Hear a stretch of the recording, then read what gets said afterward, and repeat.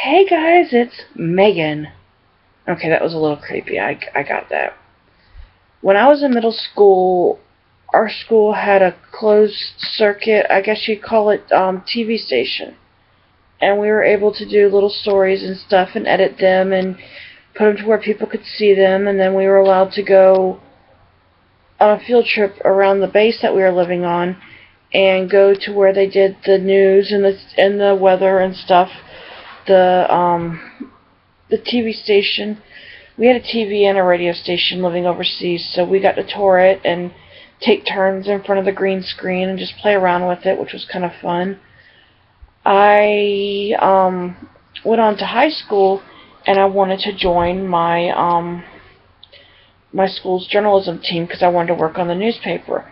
Well, being that we were living in Germany, the school system, it's something called a DODS, DODDS school system, and the particular school I was at did not allow freshmen to be on the newspaper crew or newspaper staff or even on the yearbook staff. So that year I took cosmetology and auto mechanics. Now, auto mechanics was a class that I want to say there was a couple of auto mechanic classes that year, the year that I was there. And there was only one other girl in another one of the classes. Well, she didn't last through the year. I'm the only female that made it through that entire year with the auto mechanics class, and it was really hard. I did not do well with the computer programming and the testing and stuff on the computers. I did better when I could get my hands dirty and get down and see stuff and figure out what something was called and how it worked and how to repair it. Well, we did things in the class like oil changes, and we did some welding. We did some work on the brakes. We did rotating tires. I think they might have done a front end alignment. I know there was some other stuff that was done. I think they rebuilt an engine, but I could be wrong. I know we did quite a bit of stuff in the class. Well, I wasn't doing very well when I had to do all the computer stuff. Well, somehow, I don't know what kind of computer system it was, but I was on it one day and I accidentally locked out everybody out of the computers in the classroom. And I guess the computer teacher or somebody that worked on the computers, IT department, couldn't get them back up working right. So I know the teacher probably thought that I did it or somebody did it but couldn't prove it. And I didn't know how to undo it, so for the rest of that year, I think it was the second semester, I didn't have to do any of the computer stuff, and neither did anybody else because we couldn't get on them. So I excelled further when I got to do hands-on with things. Now, if you ask me, I don't know much. I know what things are called, but I don't know how to fix them or anything like that. Well, then I took cosmetology when I was in school, and we got to learn how to sanitize all the equipment. We got to learn how to wash hair with the professional way, where you do it in the sink and the person lays back. We got to condition it. We learned how to dry it and style it. And we had these curling irons that we got to use, but they're not your standard ones that has a little button when you hold it up that you can curl your hair with. These are kind that you have to position your hands funny, and then you have to wind the hair, and you have to pull it through, and then you curled it. Well, I had trouble with that because I'm a left-handed person, and doing something like that was hard for me. So I learned how to give shoulder massages and scalp massages, and by doing that I was able to pass the class and learn some stuff. I never did well with the manicures that they had. I I never enjoyed doing that. You had to push the cuticles back and put all these stuff in, and yeah, that wasn't me. I don't even do my own nails. I mean, I don't know if you can really see them, but they're just short and there's not much to them. I don't usually paint my nails or anything like that, so that part of it I didn't like. Well, then my dad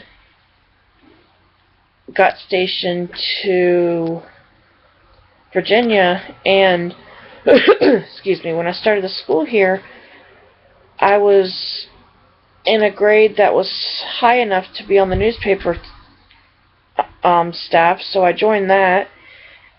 And I don't know if it was sophomore year or junior year it was, but I also joined this creative writing class thing where we did our school did a literary magazine, and I,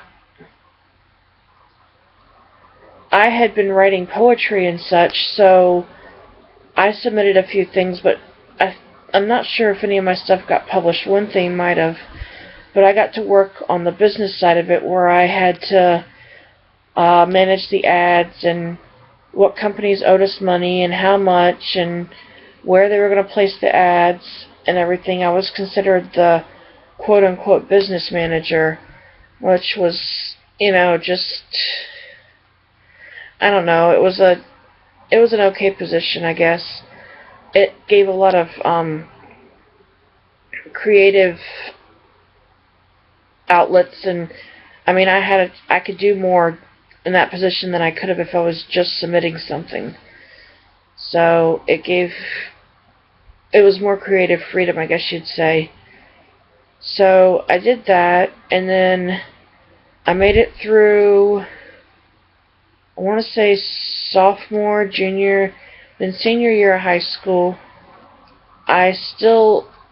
Each year through my last 3 years of high school, I stayed in journalism, and I just went up another level of it, then I went up another level of it, but I still stayed in I had the same teacher and most of the same kids in the class, and I really enjoyed that. Well, I always thought that I wanted to get into journalism and be a reporter and work at, like, the CNN headquarters in Atlanta or something prestigious like that. But after realizing the articles that I was writing weren't that interesting, and I looked at some of the ones the other kids in my class wrote that were far better than mine, I sort of lost that desire. And part of it that made me lose that was the whole way that Princess Diana died, and it just kind of turned me away from that, because I wouldn't want to be one of those paparazzi people that causes somebody to get hurt or die just because I want to get the latest scoop on a new story for something, I mean, that's just wrong. And now, hearing about all these reporters or these journalists that are getting kidnapped overseas or getting beheaded by the ISIS people, it just scares me. I don't want to do that. So I used to write poetry. I still do sometimes, but it hasn't been as much as it used to be. I've had some things published in the National Library of Poetry and some literary books. I think one of my poems, Dreamcatchers, is in the literary book, what do you want to call it? It's The Long and Winding Road. But I never see that out at a store. It's one of those things that you got published, but you had to buy the book and all this and that. It's not like I got anything for free. So, I think the first book we bought, the second one, we didn't even bother with it. It was like a compilation of a bunch of people's, and then mine was in there. Now, they even have my birth date wrong in there, because when you write down a date, European way of writing it down, an American way of writing it down, switches the month and day, and they have that incorrect about me, but I mean, I never went back and corrected it. There was no point in doing it. So, yeah, the poetry is what I would most likely be able to write.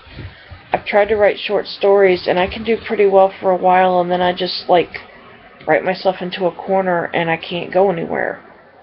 So, I've even tried writing stories as outlines, and just trying to, like, make a list to say, okay, this chapter, let's discuss this, this, and this, and to carry the story from the beginning to the end, and I can't do it. And I've tried it multiple times over the years, and it's just, I can't figure out how to make it flow. So,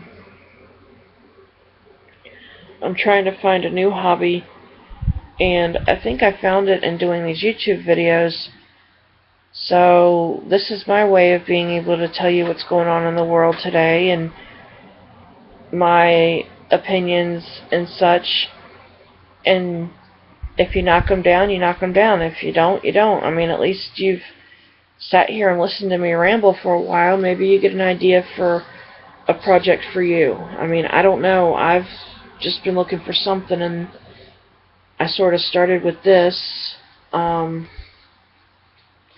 Oh, I apologize. The other night, sitting outside, I think I got eaten by some mosquitoes or something because my arms keep itching. So, I apologize for that. Let me think. What else would you like to know about me that I could tell you? I have funny little stories that I could share with you, and experiences that I've had. I don't remember this incident, but I saw a video of part of it. Evidently, when I lived in Japan, we were living off base when we first got there. And I was playing with some neighborhood kids, and I don't know who did it, but somehow somebody had me tied to a tree and was holding me there, and I couldn't get out, but it was just being playful. But all you see is somebody videotaping, and all of a sudden you see me with like a rope around my waist and I guess torso area, and I'm tied to a tree. I don't know what transpired to get me there, and I don't know who got me out of it, but when you watch the video, it's actually kind of funny. Let's see. When I finally did move into on-base housing with my family in Japan, we lived on Yokota Air Force Base, and we lived in this big tower. It was 9 stories high, and we lived on the 9th floor. Now, every Halloween, they would, at a certain time, it was probably 2 or 3 hours, maybe the time span of it seemed longer than that, they would shut off the elevators, and if you wanted to get up or down, you had to use the steps because of so many trick-or-treaters, going on one floor, getting in the elevator, stopping at the next one, going on the next floor, getting in the elevator, stopping at the next one, and so on and so forth, that if you wanted to come up, you had to either go up the fire escape to get upstairs, and 9 floors is a long ways to climb.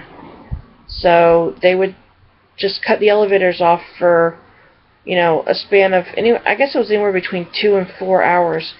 If you went trick-or-treating, you worked your way down, and then you went over to a friend's house or something, or came home and walked all the way up the stairs. But at that time, I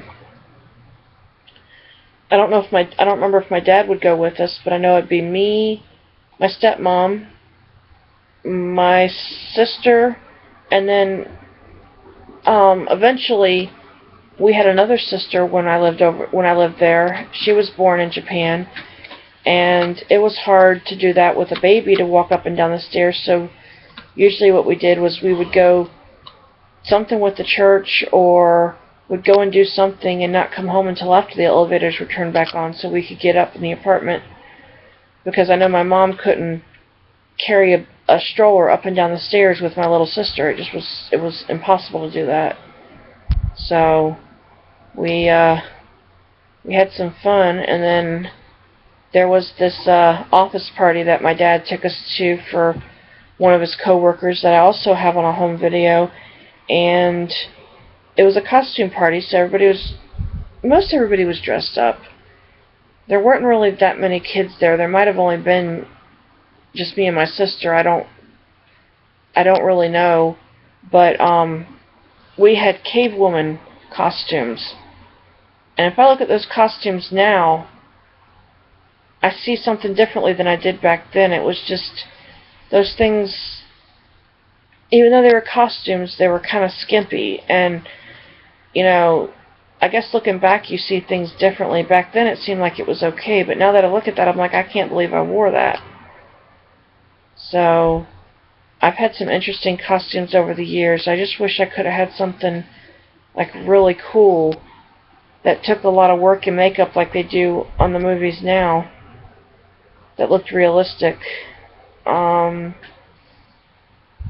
That's all the stories I'm going to tell you for now. I'll share some more later because I do have some. That way I have stuff for later, for future videos. And I'm going to bed. So you guys have a good one, and I will come back and talk to you later. Bye.